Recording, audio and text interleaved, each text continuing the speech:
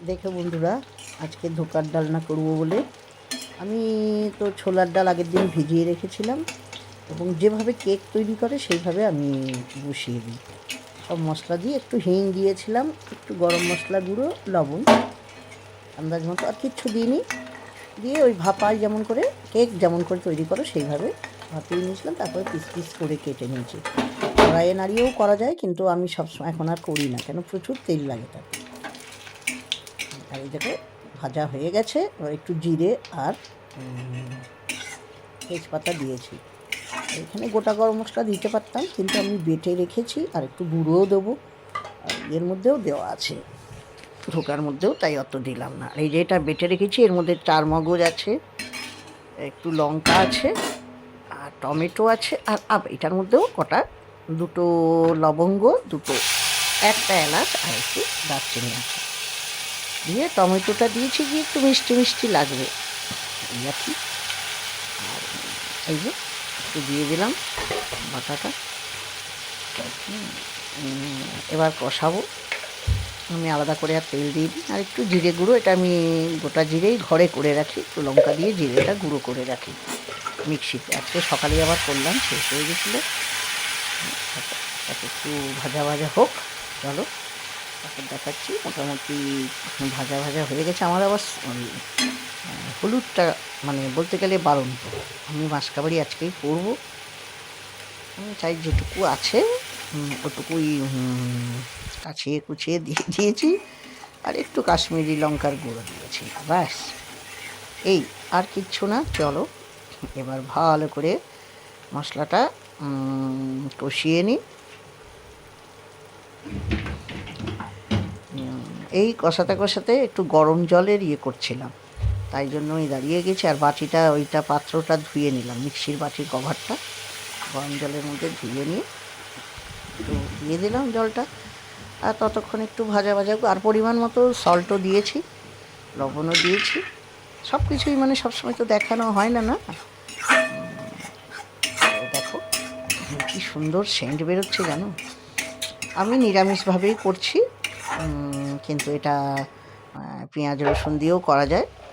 ওই মশলাটার মধ্যে একটু আদাও ছিল, আর ঘরের মধ্যে অল্প একটু মটরশুঁটি। সব বললাম না, মাসের বাজার এখন যাওয়া হয়নি, বাজারও যাওয়া হচ্ছে না, যা ছিল সব শেষের দিকে।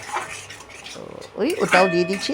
আর পেঁয়াজ রসুন দিয়েও করতে পারো, কিন্তু না, আমি ওর মধ্যে একটু আদা দিয়েছিলাম, ওটা বলতে ভুলে গেছি। আর আলুগুলোকে আমি রেখে দিয়েছি, দেখো সিদ্ধ করে। আমি কিন্তু ভাজিনি, অনেকে আলু ভেজে করে, আমি আলু ভেজে সবসময় করি না। আবার কেন তেল, তেলটা যতখানি কম দিয়ে যতখানি ভাজতে তো একটু তেল লাগবেই, তাও অত কড়া করে আমি ভাজিনি আমার ধোকাগুলো। সেজন্য আগে সিদ্ধ ওই ভাপের মতো করে দিই, যতখানি কম তেলে সুস্বাদু হয় আর কি। আলুটা সেদ্ধ করে জল ফেলে রেখেছি,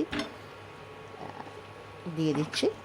এবার কেউ মনে করলে ভেজেও করতে পারো, হ্যাঁ ভেজে করলে তার তো একটা আলাদাই হবে স্বাদ। এবার স্বাদ কিছু কি চেঞ্জ হয় আমি জানি না, আমি এইভাবে করি, খুব কম। নিজেরা খাবো ঘরোয়াভাবে, ঘরে কোনো গেস্টও আসছে না বা জামাইও আসছে যে করবো এইভাবে, সেটা আলাদা। গেস্ট ফেস্ট আসলে সেইভাবে করলাম দেখনদারি হিসাবে, কিন্তু এমনিতে কিন্তু প্রয়োজন মনে করি না আমি যে অত সবেতেই ভাজা। অনেকে মাংসের আলুও ভাজে, আমি অত ভাজি না, খুব কম। ওই যে বললাম দেখনদারিটা আমি করি না, কেন যতখানি কম তেলে করা যায় আর কি। রঙটাও ভালো এসছে। আর একটু গরম জল দিলাম, দিয়ে আস্তে আস্তে ভাজছি বারবার করে দিয়ে দিয়ে। আর এত সুন্দর সেন্ট বেরিয়েছে। চারমগজ বাটাটা দিয়ে একটু গ্রেভি টাইপও হয়েছে। অনেকে কাজু বাদামও দিতে পারো, আমার ঘরে সত্যি কাজু বাদাম নেই বলবো না, আছে কিছুটা, কিন্তু এর মধ্যে দেওয়ার কোনো প্রয়োজন মনে করছি না। আমি এইভাবেই করলাম। সেটা যে চারমগজও দিতে হবে তার কোনো মানে নেই। হঠাৎ কী মনে হলো, হলাম চারমগজটা অনেকদিন ধরেই আছে, একটু বেটে দিই, এই হিসাবে দিলাম। মটরশুঁটিটাও স্কিপ করতে পারো, সবাই তো ধোকার ডালনা জানো রান্না করতে। আমি যেটা করলাম সেটাই আমি দেখাচ্ছি। ওই যে মিক্সির বাটিটা একটু ভালো করে ধুয়ে জল দিয়ে দিলাম। শীতের আলু তো যদিও সিদ্ধ করা, তবু একটু জলটা দিলাম, মানে ঝোলটা একটু রাখবো। এবার ধোকার ডালনা তো ঝোল টেনে নেয় না। দেখো কী সুন্দর রঙও হয়েছে কাশ্মীরি লঙ্কার জন্য। এবার ঢাকা দিয়ে দিয়েছি। দেখো কিছুক্ষণ পর এসে ঢাকাটা খুলে দিয়েছি। তো দিয়ে ঢাকাটা আবার দিয়েছিলাম, বুঝলে? দিয়ে দেখছি, আবার দেখছি, এবার দেখছি হয়ে গেছে মনে হচ্ছে।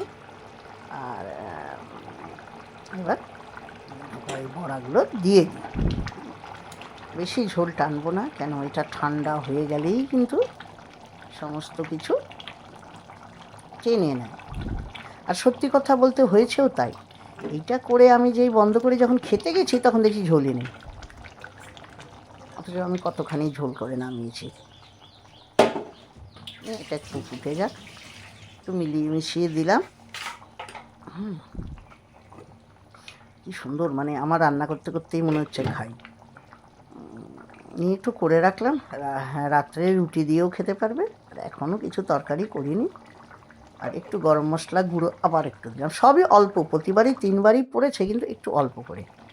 আর দেখো, একদম একটু ঘি দিলাম। এগুলো সবই স্কিপ করতে পারো, আমি দিলাম, ছিল তাই দিচ্ছি, না থাকলে না দিই, দিতেই হবে এরকম কোনো মানে নেই। যা আছে তা দিয়েই চালাতে হবে, তাই না? আবার যারা মিষ্টি খাও তারা একটু মিষ্টি দেবে, আমি মিষ্টি দিইনি। এই দেখো আমার হয়ে গেছে। একটা বাটিতে রেখে দিলাম, আবার ছোটো বাটিতে আর একটা বড় বাটিতে, এটা রাত্রের জন্য। এই যে আমার হয়ে গেল, কেমন